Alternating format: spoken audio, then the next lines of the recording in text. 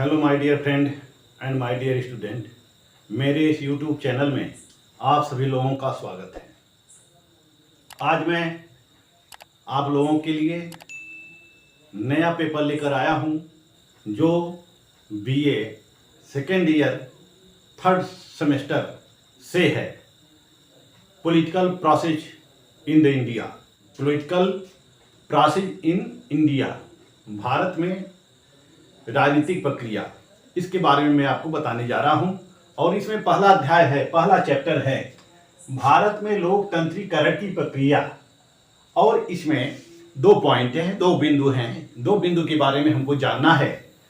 पहला बिंदु है औपनिवेशिक भारत में लोकतंत्रीकरण और दूसरा बिंदु है उत्तर औपनिवेशिक भारत में लोकतंत्रीकरण की प्रक्रिया, यानी लोकतंत्र। लोकतंत्र की स्थापना कैसे होती है, भारत में कैसे लोकतंत्र आता है, इस भारत में लोकतंत्र कैसे कैसे आया, इन सब का अध्ययन हमें करना है, जो कि हमारे पेपर में है, BA second year third semester के पेपर में है। यह आपको पढ़ना है। तो आइए चलते हैं विषय की तरफ, भारत में लोकतंत्रीकरण की प्रक्रिया। जैसा कि हम सभी जानते हैं कि लोकतंत्र क्या होता है। लोकतंत्र से सभी लोग अवगत हैं, जैसा कि अब्राहम लिंकन के शब्दों में लोकतंत्र जनता के द्वारा जनता के लिए शासन है। यानी कि जनता, जब सरकार में जनता की हिस्सेदारी हो तभी उसको लोकतंत्र हम कह सकते हैं। जब जनता के द्वारा निर्वाचित प्रतिनिधि हों, जनता के द्वारा निर्वाचित प्रतिनिधि हों और वही प्रतिनिधि मिलकर सरकार बनाते हैं, सरकार का गठन करते हैं, विधि का निर्माण करते हैं, तब हम उस प्रक्रिया को या उस प्रोसेस को, उस व्यवस्था को हम लोकतंत्र कह सकते हैं। भारत में पहले लोकतंत्र नहीं था। भारत में क्या है, पूरे विश्व में लोकतंत्र नहीं था। हम देखते हैं कि लोकतंत्र विश्व में नहीं था। राजाओं का शासन होता था, राजाओं महाराजाओं का शासन होता था। जैसे कि भारत को ही ले लें तो भारत में 1707 ईस्वी तक औरंगजेब का शासन होता है। 1707 ईस्वी में औरंगजेब भारत का सम्राट होता है और औरंगजेब की जब मृत्यु हो जाती है तो जितने भी रियासतें होती हैं वह छिन्न भिन्न होती हैं। जितने भी छोटी छोटी रियासतों के मालिक होते हैं, जो राजा होते हैं, वह अपनी स्वतंत्र रियासतें स्थापित करने लगते हैं। तो भारत कई टुकड़ों में बंट जाता है। वैसे तो जो यह लोकतंत्र है, लोकतंत्र हम प्राचीन भारत में देख सकते हैं, वैदिक काल में देख सकते हैं, उत्तर वैदिक काल में देख सकते हैं और यूरोप में हम ग्रीक में देख सकते हैं। जो ग्रीक है यानी कि यूनान है, वह वहां पर लोकतंत्र सबसे पहले था। यानी कि ग्रीक पहला लोकतांत्रिक देश है जहां शुरू से ही लोकतंत्र रहा है। बाद में लोकतंत्र की जगह तानाशाही सरकारें आती गई, अधिनायकवादी सरकार आती गई, लेकिन लोकतंत्र को शुरू करने वाला यूरोप में ग्रीक है। यहाँ हम भारत में देख सकते हैं, मनुस्मृति में सभा और समितियां नाम की दो संस्थाएं मिलती हैं। हम मनुस्मृति में भी लोकतंत्रीकरण को देख सकते हैं कि भारत में उसमें लोकतंत्र था। छोटे छोटे स्तर पे, निम्न स्तर पे लोकतंत्र था और ग्राम स्तर पर सभा और समितियां होती थीं, समितियां होती थी जो कि गांव के निर्णय करती थी। तो इस तरह से भारत में हम लोकतंत्र देख सकते हैं प्राचीन काल में। लेकिन धीरे धीरे यह भारत में राजतंत्र स्थापित होता गया और यह जैसे कि 1191 तक है, 1191 तक भारत 1191 तक भारत में जो शासन था वह हिंदू शासन था। अंतिम हिंदू सम्राट कौन था? पृथ्वीराज चौहान था। लेकिन 1191-92 में मोहम्मद गोरी और पृथ्वीराज चौहान के बीच लड़ाई होती है और पृथ्वीराज चौहान हार जाते हैं। ऐसे में Mohammad Ghori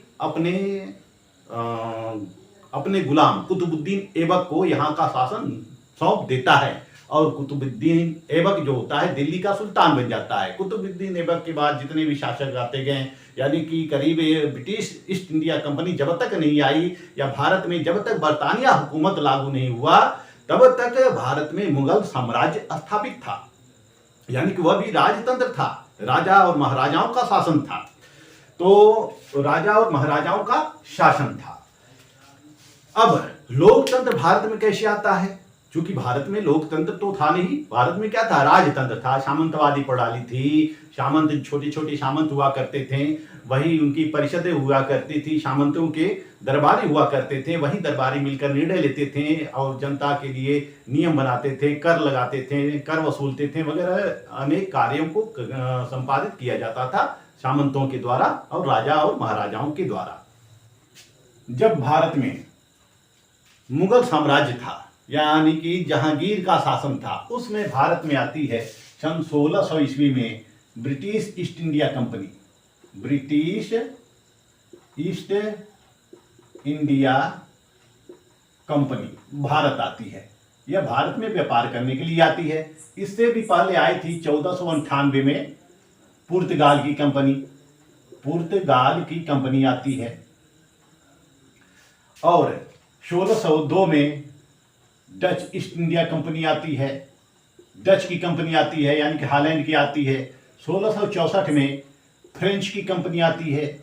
French east India company आती है, यानी कि फ्रांसीसी कंपनी होती है। यह भारत में व्यापार करने लगते हैं। यह 16वीं शताब्दी में ईस्ट इंडिया कंपनी भारत आती है, क्योंकि 16वीं शताब्दी से पहले 1498 में पुर्तगाली कंपनी आई थी, वास्को डी गामा। वह दक्षिण भारत के कुछ राज्यों तक ही उसका व्यापार सीमित था। वह व्यापक स्तर पे अपना व्यापार स्थापित नहीं कर पाया था। लेकिन 1600 ईस्वी में जब British East India company Bharat आई, तो यह सबसे पहले सूरत में अपनी व्यापारिक फैक्ट्री स्थापित करती है और यहाँ के राजा से अनुमति लेती है, महाराजा से अनुमति लेती है, और धीरे धीरे सूरत, कलकत्ता, मद्रास, बंबई वगैरह वगैरह विभिन्न शहरों में अपनी व्यापारिक फैक्ट्रियां स्थापित कर लेती हैं और व्यापार करने लगती हैं और राजा महाराजाओं को टैक्स देने लगती हैं।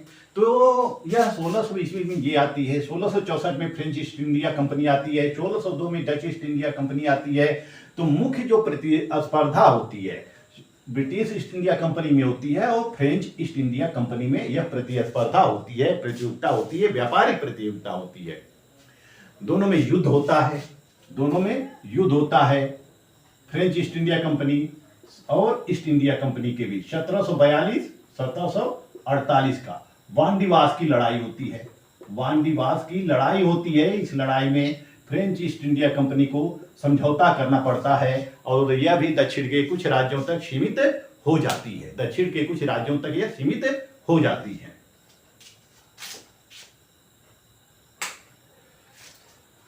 अब 1757 में प्लासी का युद्ध होता है।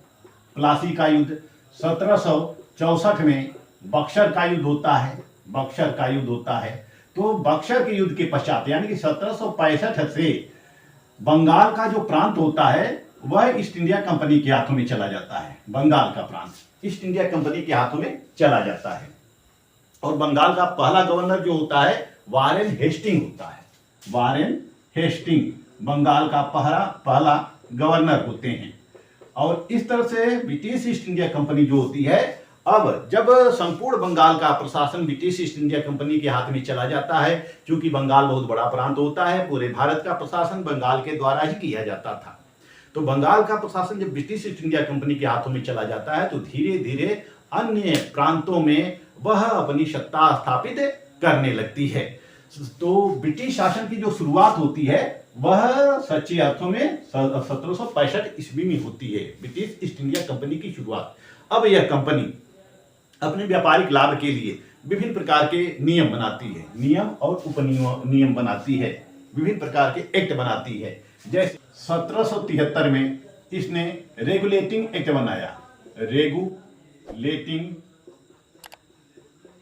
बनाया, जिसके तहत अपने प्रशासन की नींव रखी और इस प्रशासन की नींव के तहत, प्रशासनिक नींव के तहत इसने बोर्ड ऑफ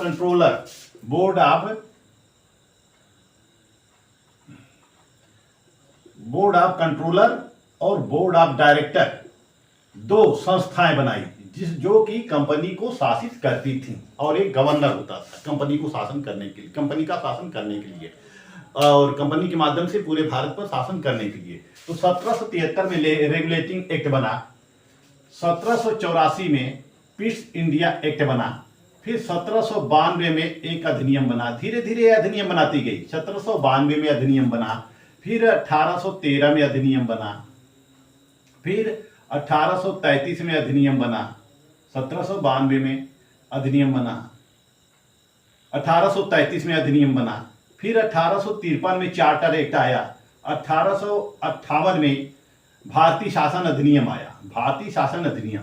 तो 1858 तक आते आते ईस्ट इंडिया कंपनी इतना अत्याचार कर चुकी थी कि भारतीय जनता असंतोष की ज्वाला में जल उठती है।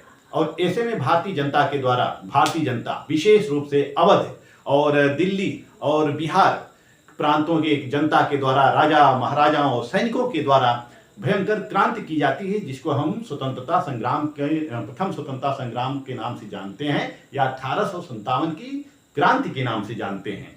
इस क्रांति के पश्चात ब्रिटिश ईस्ट इंडिया का जो वर्चस्व होता है वह समाप्त हो जाता है। 1858 तक आते आते बरतानिया हुकूमत भी जान लेती है कि अब भारत के ऊपर ब्रिटिश ईस्ट इंडिया कंपनी का राज स्थापित हो गया है। तो 1858 में जो गवर्नमेंट होती है, ब्रिटिश गवर्नमेंट होती है, उसमें ब्रिटेन की शासिका होती है महारानी विक्टोरिया।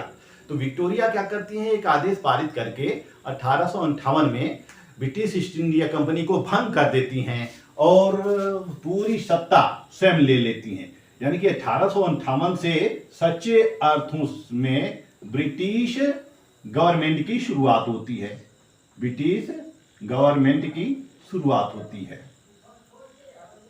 ब्रिटिश गवर्नमेंट की शुरुआत होती है। ब्रिटिश गवर्नमेंट की शुरुआत होती है 1858 में। अब भारत की सत्ता जो होती है वह बरतानिया हुकूमत के हाथों में चली जाती है, ब्रिटिश सरकार के हाथों में चली जाती है। जब ब्रिटिश सरकार के हाथों में चली जाती है तो ब्रिटिश सरकार अब भारत में गवर्नर नियुक्त करती है। अब यानी कि गवर्नर, एक गवर्नर जनरल की नियुक्ति करती है, गवर्नर जनरल की नियुक्ति करती है और गवर्नर प्रांतों के लिए गवर्नर की नियुक्ति करती है। यह गवर्नर जनरल जो होता है सबसे सर्वोच्च मुखिया होता है, भारत का सर्वोच्च मुखिया होता है। और फिर भारत सचिव के पद का सृजन किया जाता है, भारत मंत्री के पद का सृजन किया जाता है। यानी कि पूरे भारत की कमांड जो होती है वह बरतानिया शासक के हाथों में चली जाती है, ब्रिटिश सरकार के हाथों में चली जाती है। अब ब्रिटिश सरकार शासन के लिए, प्रशासन के लिए, यहाँ के व्यापारिक सुविधा की दृष्टि से यह विभिन्न प्रकार के कानून बनाती है। जैसे 1861 का अधिनियम इसने बनाया, 1892 का अधिनियम बनाया, 1909 का अधिनियम बनाया, 1909 का अधिनियम बनाया, 1919 का अधिनियम बनाया, 1935 का अधिनियम बनाया। अंतिम अधिनियम जो बना था ब्रिटिश सरकार का 1935 का अधिनियम बना था। तो ब्रिटिश सरकार विभिन्न प्रकार की अधिनियम बनाती गई। 1935 के अधिनियम को हम क्या कहते हैं, भारतीय शासन अधिनियम, भारतीय शासन अधिनियम, अधिनियम कहते हैं, भारतीय शासन अधिनियम। तो ब्रिटिश सरकार समय समय पर अधिनियम बनाती गई। यह वही दूसरी तरफ भारतीय जो जनता थी वह भी मांग करती रहती है, क्योंकि 1885 में भारतीय राष्ट्रीय कांग्रेस का जन्म होता है। 1885 में भारतीय राष्ट्रीय कांग्रेस का जन्म होता है, भारतीय राष्ट्रीय कांग्रेस। और भारतीय राष्ट्रीय कांग्रेस के बैनर तले आजादी की मांग की जाती है, स्वशासन की मांग की जाती है, आजादी और स्वशासन की मांग की जाती है। और स्वशासन की मांग जो होती है वह 1895 से ही शुरू हो जाती है, 1895 से ही शुरू हो जाती है। फिर धीरे धीरे यह मांग बलवती होती जाती है। विभिन्न नेता यह कहने लगते हैं कि भारतीयों का शासन भारतीयों के द्वारा किया जाएगा। भारत एक संविधान की मांग करने लगते हैं, एक संविधान की मांग करने लगते हैं कि जो कानून बनाया जा रहा है वह भारतीयों के द्वारा बनाया जाएगा। तो ऐसे में विभिन्न अधिनियम लागू करती है ब्रिटिश सरकार, विभिन्न उनकी मांगों को थोड़ा बहुत पूरा करती है और उनकी मांगों को अधिनियम का रूप देती है। लेकिन उस अधिनियमों से भी संतोष नहीं होता है। जैसे 1909 में जो अधिनियम बना था वह मार्ले मिंटो सुधार के नाम से जानते हैं उसको, मार्ले मिंटो। उसमें मार्ले जो थे भारत सचिव थे और मिंटो जो हैं वह गवर्नर थे, वह गवर्नर जनरल थे, वह गवर्नर जनरल होते हैं। Minto governor general. इसको हम भारतीय शासन अधिनियम के नाम से जानते हैं या मार्ले मिंटो के नाम से जानते हैं। इसी तरह से 1919 में एक अधिनियम बना जिसको मॉन्टेग्यू चेम्सफोर्ड। इस समय भारत के गवर्नर जनरल होते हैं चेम्सफोर्ड, लॉर्ड चेम्सफोर्ड, और भारत सचिव होते हैं लॉर्ड मॉन्टेग्यू। लेकिन 1919 के अंतर्गत प्रांत केंद्र में दैध शासन की स्थापना की गई, दैध शासन की स्थापना की गई और द्विसदनी विधायिका बनाई गई 1919 में। इसके लिए जो द्विसदनी विधायिका बनती है, द्विसदनी विधायिका बनती है, उसमें 145 में केंद्रीय सभा, एक केंद्रीय सभा बनाई जाती है, केंद्रीय सभा बनाई जाती है। इसकी सदस्य संख्या 145 होती है। जो राज्य परिषद होती है, राज्य परिषद, इसकी सदस्य संख्या कितनी होती है? 60 होती है। अब जो होता है 1909 से धीरे धीरे भारत में लोकतांत्रिकरण की प्रक्रिया शुरू होती है, यानी धीरे धीरे भारत में लोकतांत्रिकरण की प्रक्रिया शुरू होती है, यानी कि चुनाव के माध्यम से जनता को शासन में हिस्सेदारी दी जाती है। और यह जो 1919 का अधिनियम बना था, यानी कि केंद्रीय सभा और राज्य परिषद में, इसमें कुछ मनोनीत सदस्य भी रखे गए थे, कुछ निर्वाचित सदस्य भी रखे गए थे। तो यह 1921 से कार्य करने लगता है, यह 1 अप्रैल 1921 से कार्य करने लगता है और यह 1935 तक बना रहता है। 1935, जब तक भारतीय शासन अधिनियम 1935 अस्तित्व में नहीं आता है तब तक यह बना रहता है। तो अब इसके तहत केंद्र में दैध शासन की स्थापना की जाती है, इसके तहत केंद्र में दैध शासन की स्थापना की जाती है और विषयों को दो भागों में बांटा जाता है, एक हस्तांतरित विषय, एक आरक्षित विषय। हस्तांतरित विषय और आरक्षित विषय, और जो विधायिका होती है वही द्विसदनी होती है, एक केंद्रीय विधानसभा, दूसरी राज्य परिषद। केंद्रीय विधानसभा, केंद्रीय सभा या इसको विधानसभा भी कहते हैं, केंद्रीय विधानसभा भी कहते हैं। तो 1919 के अधिनियम जो था वह कार्य करता रहा, लेकिन यहाँ पे भारतीय राष्ट्रीय कांग्रेस की मांगे बढ़ती जा रही थी, स्वशासन की मांग बढ़ती जा रही थी, आज़ादी की मांग बढ़ती जा रही थी। ऐसे में आंदोलन चलता है, महात्मा गांधी के द्वारा 1920 में आंदोलन चलाया जाता है, असहयोग आंदोलन। फिर 1930 में आंदोलन चलाया जाता है जिसको हम सविनय अवज्ञा आंदोलन कहते हैं। फिर 1942 में आंदोलन चलाया जाता है, भारत छोड़ो आंदोलन। विभिन्न आंदोलन होता रहता है। तो जो भारतीयों की मांगे होती हैं, उस मांगों पर विचार करने के लिए ब्रिटिश सरकार 1927 में एक कमीशन देती है जिसको कहते हैं साइमन कमीशन। साइमन कमीशन, यह 1927 के लास्ट में साइमन कमीशन भारत आती है और यह भारतीयों के मांग के अनुरूप यह संविधान का प्रस्ताव तैयार करती है, लेकिन भारतीयों के द्वारा विरोध किया जाता है, साइमन गो बैक। और इसके विरोध करने के लिए लाहौर में 1928 में एक जनसभा होती है, एक जुलूस निकाला जाता है, जिस जुलूस में लाठीचार्ज किया जाता है और लाला लाजपत राय घायल हो जाते हैं और कुछ दिनों के बाद लाला लाजपत राय की मृत्यु हो जाती है। तो इस साइमन कमीशन के प्रस्ताव को, साइमन कमीशन की कार्य योजना को भारतीयों के द्वारा स्वीकार कर दिया जाता है और अब जो सरकार होती है, ब्रिटिश सरकार होती है, वह चुनौती देती है कि ठीक है, आप ही प्रस्ताव तैयार कीजिए। और इसके एवज में, इसके विरोध में 1928 में सर्वदलीय बैठक होती है। उस बैठक में एक रिपोर्ट तैयार की जाती है जिसको कि नेहरू रिपोर्ट के नाम से जानते हैं। नेहरू रिपोर्ट के नाम से जानते हैं। नेहरू रिपोर्ट में विभिन्न प्रस्ताव होते हैं, मौलिक अधिकार होते हैं, स्वशासन की मांग होती है, विभिन्न प्रस्ताव होते हैं, लेकिन इस प्रस्ताव को ब्रिटिश सरकार स्वीकार नहीं करती है। वही अब इन असंतोष को देखते हुए, नेहरू रिपोर्ट के प्रस्ताव को देखते हुए ब्रिटिश सरकार फिर एक संविधान तैयार करती है, एक संविधान तैयार करती है जो कि 1935 भारतीय शासन अधिनियम के नाम से जाना जाता है। इस 1935 भारतीय शासन अधिनियम के तहत अब केंद्र में दैध शासन हटा दिया जाता है, प्रांतों में दैध शासन हटा दिया जाता है, उसको केंद्र में कर दिया जाता है।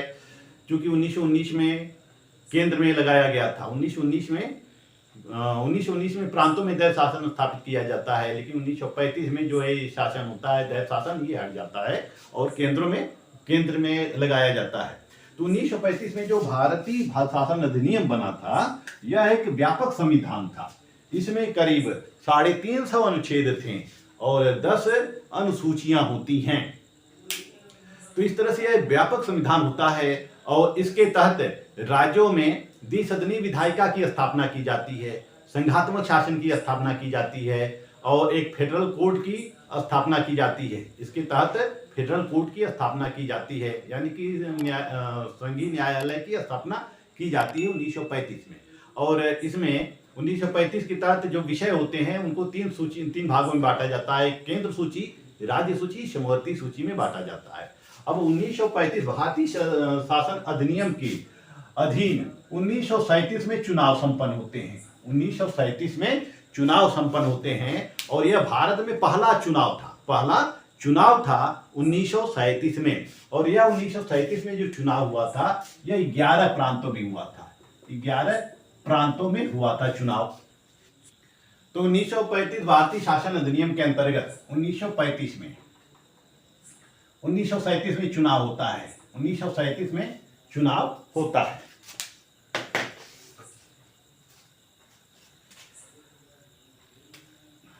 और यह जो चुनाव होता है 11 ब्रिटिश प्रांतों में होता है। 11 ब्रिटिश प्रांतों में चुना जाता है। ये जो 4 चीफ कमिश्नरी प्रांत थे इनका जो प्रशासन आयुक्तों के द्वारा किया जाता है, कमिश्नर के द्वारा किया जाता है। तो मद्रास प्रेसिडेंसी होती है, बंबई, बंगाल, संयुक्त प्रांत, पंजाब, बिहार, असम, उत्तर पश्चिमी सीमा प्रांत, उड़ीसा, मध्य प्रांत और सिंध। ये 11 प्रांत होते हैं। 11 प्रांतों में चुनाव होता है। और चुनाव में कौन हिस्सेदारी लेता है? विभिन्न दल होते हैं और मुख्य रूप से भारतीय राष्ट्रीय कांग्रेस होती है और मुस्लिम लीग होती है। इन्हीं के बीच मुख्य प्रतिस्पर्धा होती है। और ये जो 1937 का चुनाव होता है, कांग्रेस ने 8 प्रांतों में अपनी सरकार बनाई थी। 8 प्रांतों में अपनी सरकार बनाई कांग्रेस ने।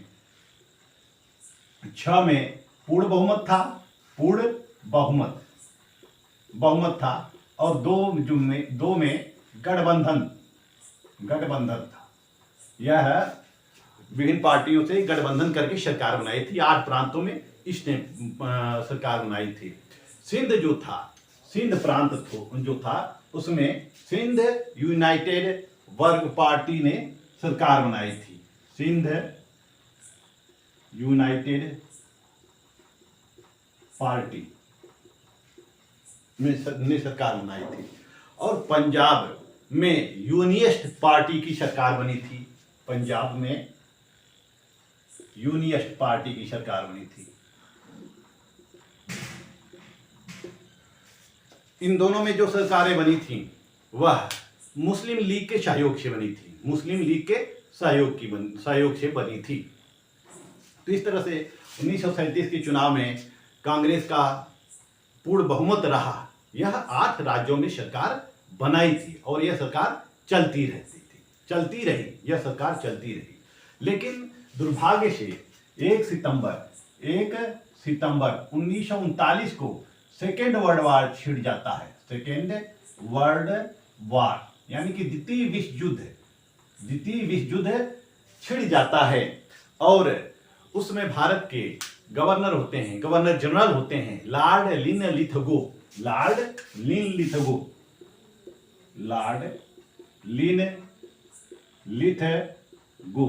भारत के गवर्नर होते हैं। और इन्होंने बिना कांग्रेस की सहमति लिए युद्ध की घोषणा कर दी।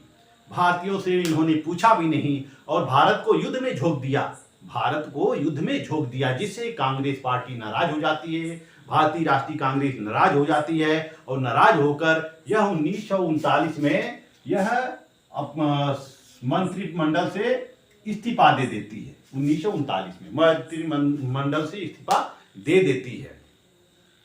और जब दे देती है तो 8 प्रांतों में सरकार जो होती है वह चली जाती है। राष्ट्रीय कांग्रेस की सरकार चली जाती है। अब वहां का जो शासन होता है वह गवर्नर के द्वारा देखा जाने लगता है।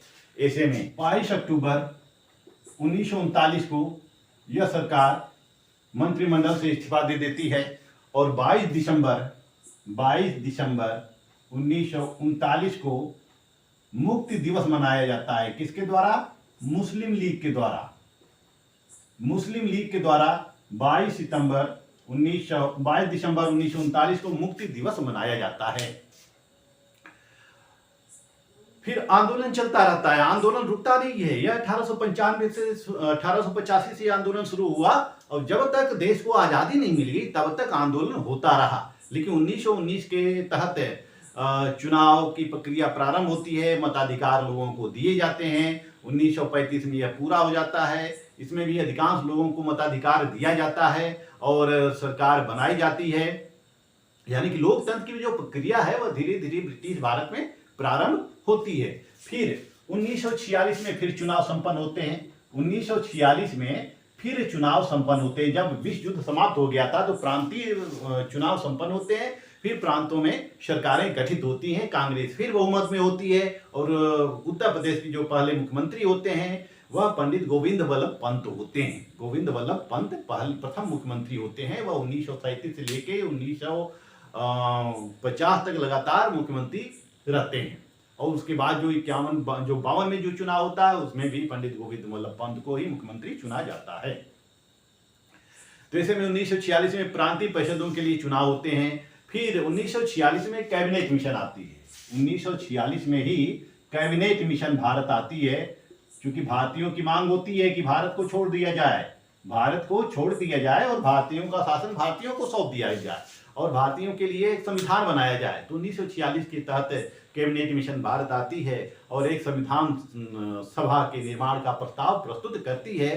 सभी दल स्वीकार कर लेते हैं और फिर 1946 में संविधान सभा के लिए चुनाव होता है और जो चुनाव होता है उसमें 379 सदस्य का निर्वाचन होता है। 379 सदस्य का निर्वाचन होता है। अब यह चुनाव संपन्न हो जाता है। संविधान सभा का चुनाव संपन्न हो जाता है। संविधान सभा 379 सीटों पर और संविधान सभा की पहली बैठक जो होती है वह 9 दिसंबर 1946 को होती है। 9 दिसंबर 1946 को होती है। जो अंतिम बैठक होती है 24 जनवरी 1950 को होती है। यानी कि भारत का जो संविधान होता है वह तैयार हो जाता है 26 नवंबर 1949 को ही तैयार हो जाता है और इस पर अंतिम सिग्नेचर या अंतिम बैठक 24 जनवरी 1950 को होती है और इसी दिन डॉक्टर राजेंद्र प्रसाद को सर्वसम्मत से राष्ट्रपति चुना जाता है और फिर 26 जनवरी 1950 को हमारा भारतीय संविधान लागू किया जाता है, पूर्ण रूप से लागू कर दिया जाता है और हमारा भारत क्या हो जाता है, गणतंत्र हो जाता है, लोकतांत्रिक देश हो जाता है, संपूर्ण प्रभुत्व संपन्न देश हो जाता है। यानी कि अब भारत का प्रशासन भारतीयों के द्वारा किया जाना सुनिश्चित होता है। जैसा कि भारतीय संविधान की प्रस्तावना में लिखा है, we the people of India, हम भारत के लोग, हम भारत के लोग। यानी कि भारत का जो शासन होगा, भारत का संविधान जो होगा वो भारतीयों के द्वारा बनाया जाएगा। तो इस तरह से 1950 में हमारा संविधान लागू हो जाता है और डॉक्टर राजेंद्र प्रसाद को सर्वसम्मत से राष्ट्रपति चुना जाता है। स्वतंत्र भारत के प्रथम प्रधानमंत्री होते हैं पंडित जवाहरलाल नेहरू 1950। लेकिन 1950 में संविधान लागू होने के पश्चात 1951 में स्वतंत्र भारत में पहला चुनाव होता है। अब ये क्या है, 1947 तक औपनिवेशिक भारत में लोकतांत्रिकरण की प्रक्रिया थी। औपनिवेशिक भारत में लोकतांत्रिकरण की प्रक्रिया थी कि लोकतंत्र कैसे भारत में आता है, कैसे धीरे धीरे लोग आंदोलन करते हैं और कैसे उनको मताधिकार प्राप्त होते हैं। 1909 और 1919 के संविधान भारतीय शासन अधिनियम के अंतर्गत कैसे ब्रिटिश सरकार परिषदों का सृजन करती है, प्रांत में सरकारों का सृजन करती है और 1935 में जो भारतीय संविधान जो संविधान बनाती है, भारतीय शासन अधिनियम जो बनाती है, उसके तहत विभिन्न प्रांतों में चुनाव कराए जाते हैं और उस चुनाव के द्वारा सरकार का गठन किया जाता है। तो धीरे धीरे लोकतंत्र की प्रक्रिया है औपनिवेशिक शासन में, औपनिवेशिक भारत में धीरे धीरे लोकतंत्र की यह प्रक्रिया चलती रहती है और अंततः पूर्ण रूप से यह 1951-52 के चुनाव में देखी जाती है, जब स्वतंत्र भारत में पहला चुनाव हुआ था 1951 और 52 में। 1951-52 में जो स्वतंत्र भारत में पहला चुनाव होता है, उस चुनाव में भी कांग्रेस को पूर्ण बहुमत होता है और नेहरू प्रधानमंत्री बनते हैं। नेहरू को प्रधानमंत्री निर्वाचित किया जाता है और राष्ट्रपति कौन होते हैं, फिर डॉक्टर राजेंद्र प्रसाद राष्ट्रपति होते हैं।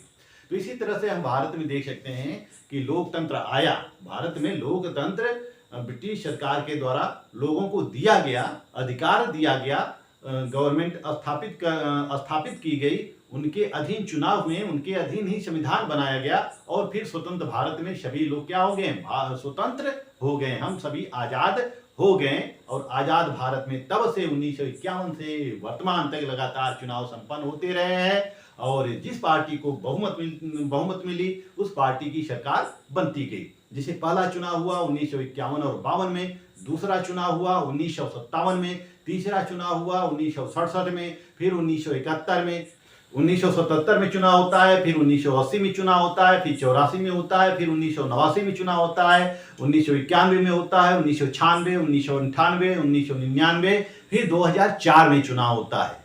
2009, 2014 और 2019 में जो चुनाव होता है हम देख सकते हैं। तो इस तरह से भारत में लोगों को आज़ादी दिया गया, लोगों को मताधिकार दिया गया। यह केवल केंद्र स्तर पर ही नहीं बल्कि प्रांतीय स्तर पर भी दिया गया। प्रांतों में भी पहला चुनाव जो हुआ था वह 1952 में होता है और प्रांतों के द्वारा सरकार बनाई जाती है। उत्तर प्रदेश के स्वतंत्र भारत के प्रथम मुख्यमंत्री जो होते हैं पंडित गोविंद वल्लभ पंत होते हैं। मैंने आप सभी लोगों को इस वीडियो में औपनिवेशिक भारत में लोकतंत्रीकरण की प्रक्रिया के बारे में संक्षेप में अवगत कराया। अब मैं आपको नेक्स्ट वीडियो में बताऊंगा उत्तर औपनिवेशिक भारत में लोकतंत्रीकरण की प्रक्रिया। मेरा वीडियो आपको अच्छा लगे तो मेरे चैनल को लाइक, सब्सक्राइब और शेयर जरूर कीजिएगा। मिलते हैं अगले वीडियो में, तब तक के लिए धन्यवाद।